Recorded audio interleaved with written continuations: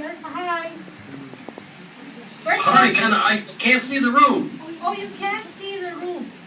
Oh, now I see the room. Hi, somebody waved. Yeah, wave. I'm looking for that gray-haired guy in the back in the row from Singapore. He left the room after you called his attention. Okay. Questions? Anyone would like to pose a question? Oh. Do it again. Don't be shy. It's okay. Yes, Ed. As I was listening to Mr. Sullivan's presentation, Wait, can you hear? can you hear me? Yes. Okay. Well, you may need to repeat it, but go ahead. I can kind of hear it. Yes. As I was listening to your presentation, I was thinking that there's a slew of competencies that HR professionals need to develop in order to effectively carry out the ATM. Is there a sort of a checklist of competencies that are essential to ATM that we can look at to help, develop our competencies? I mean, a more detailed one. Yes. Right. Oh, we got lots of lists. Okay. I'm trying to. I think what I need to do is this is a question that I will share with you, and for Bill and myself, if you don't mind, send your questions to us, and we'll put them on LinkedIn. Facebook is not business. LinkedIn, everyone in the room should be on LinkedIn if you're not. And we started a new group there. Bill started a new group. It's called Accelerated Talent Management, utilizing change management methodologies. And we will continue the conversation there. So, the questions that you have for Bill, get them to Mary Bell and to Maja, and we'll put them there and we'll answer them. And I will post a competency list there for you to see. Okay, we have many competency lists. Yes. Okay, so let me just give you a couple of the top ones. The number one competency is to become a self-learner, to be self as instrument. Number two is relationship skills are key.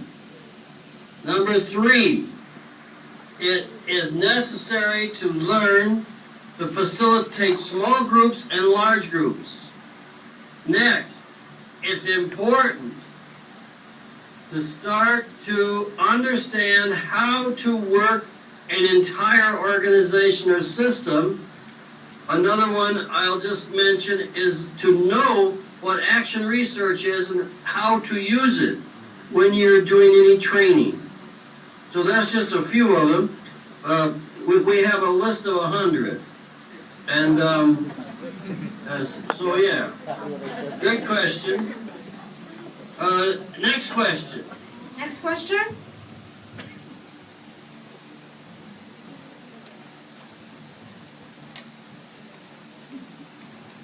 Okay, here's what I want you to do. I want you to talk to the person next to you and come up with a question. You get 30 seconds. Okay, turn around and look at your neighbor.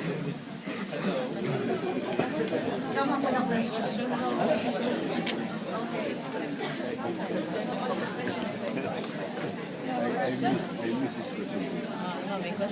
Yeah, I have another question. There's another question here. There's another question. Another question. I have another question. Okay. Oh, no, wait, we're not ready yet. And I want you to write your question down. Write your question down, the two of you. We're going to collect them all. Oh, I have one. The question is here.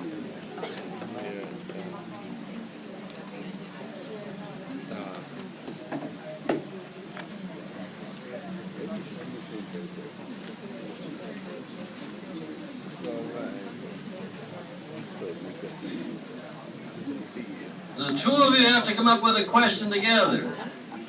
We can get that far up in the organization. And getting there is actually already parang a challenge, especially if you're relegated, yung HR is relegated to a lower position. Because the internal change agent would be your key. Yun kasi yung advantage kapag consultant ka. You get to talk to the CEO and the HR. Yes, I am, as long as people don't stop writing a question, because we want a question from every two. Because your questions are important to carry the dialogue forth. Yes, I'm listening.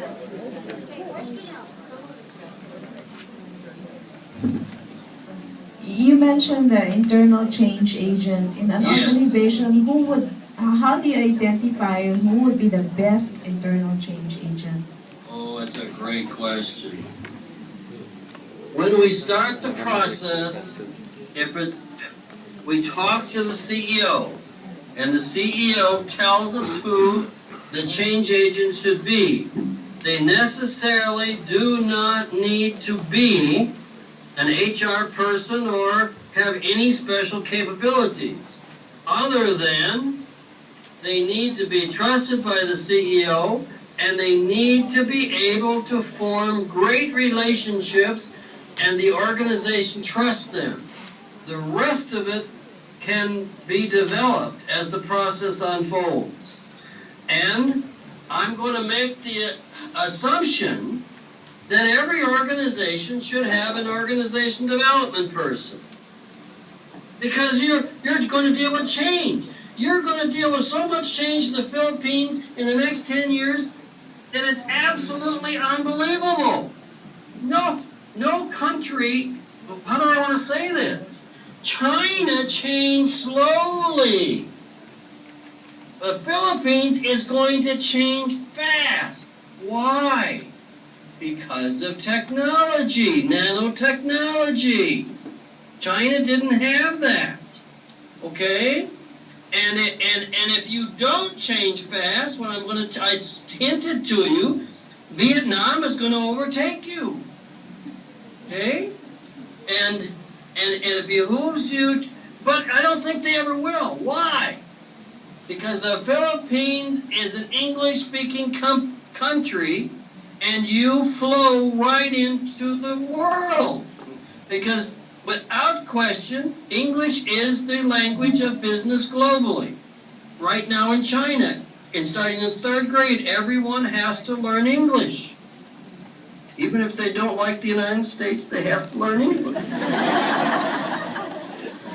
So the change agent is very important. And that's why talent management isn't working. Is you don't have a neutral person to facilitate the decision-making of the organization. Because the HR person is advocating for HR. And the rest of the people from other departments say, oh, you're after my resources. You want something for HR. And they don't trust what the HR person says is good for the total organization. And so you need to have that neutral person helping you. Of course, they also must have a super relationship with HR. The best relationship that they should have is with HR. Okay? Right now, HR and OD and learning and development, they're all fragmented. We just had in our local ASTD meeting, Dr. Jamison, who writes in our book, all 3 editions. He's probably the top academic OD person in the United States right now. He just made a big presentation about how those 4 functions have to model borderless cooperation better than anyone else in the organization. Next question. I'm sorry, Roland, but we're running out of time. Last question. Okay, one last question. Somebody there? Jaja? Okay, my question is related to what you said, that the ICA should be somebody trusted by the CEO.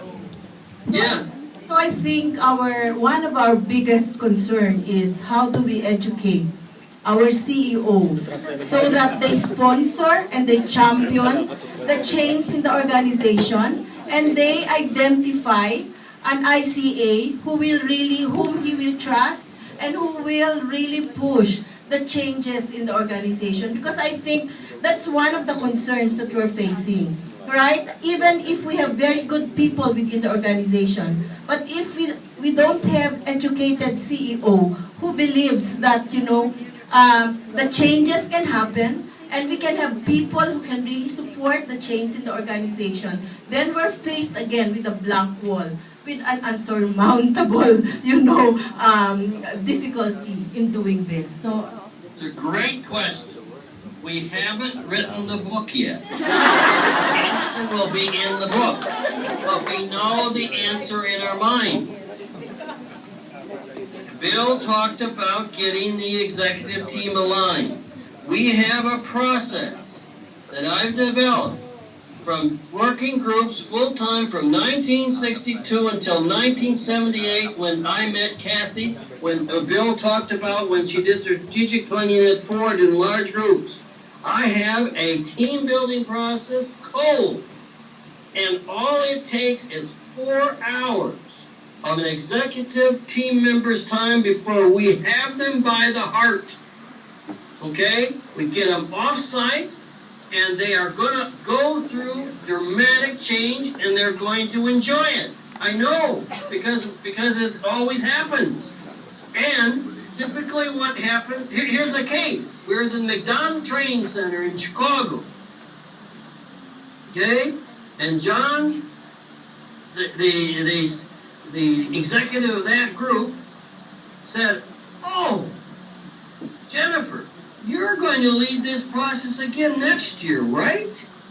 She was the director of communication for the organization because we were having such a great experience, we were having success, that very simply it got rooted into the organization, and the top person chose the person he thought would be best. Okay. I got the high sign from Maja to stop, so I'll stop. Okay, as before, we will just collect your questions and post them. Okay, so Yes, and they'll be on LinkedIn. Join the group, okay, we'll do okay? that. And then we'll put the question. No, actually, what you really should do, we'll put them up there also. But come in there and ask a question. Yeah. Give your That's a better route. comments. Learn. That's a See better you. route. Take care. Thank you so much, Roland. Hope to see you again soon in person. I hope so. Yes, I love the Philippines. Okay, see you again. I mean, where can you have more fun than doing in the Philippines?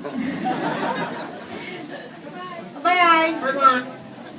Okay, wasn't that really very enlightening and fun at the same time? At this point, we'd like to call on Ms. Rita Bandigue, the president of PSTD, to share with us how all of these things that we've talked about since 7:30 in the morning translate into an actual application, which I'm sure you will find helpful in your implementation. Good morning. What I will be sharing with you this morning is actually a talent management program of Meralco. 3 weeks ago, we attended an Asian Leader and Conference in Kuala Lumpur. In that conference was actually attended by practitioners in talent management. And there were 6 of us from Meralco who attended that conference. It's actually a sharing of best practice in talent management. And our realization after attending that conference is that our own talent management program is actually at par with the best practice in the region. And that's basically what I will be sharing with you this morning. Okay. Alright. So, I only have around 25 minutes to finish this presentation, so I'll try to keep this brief and simple. I noticed that, talent management, we have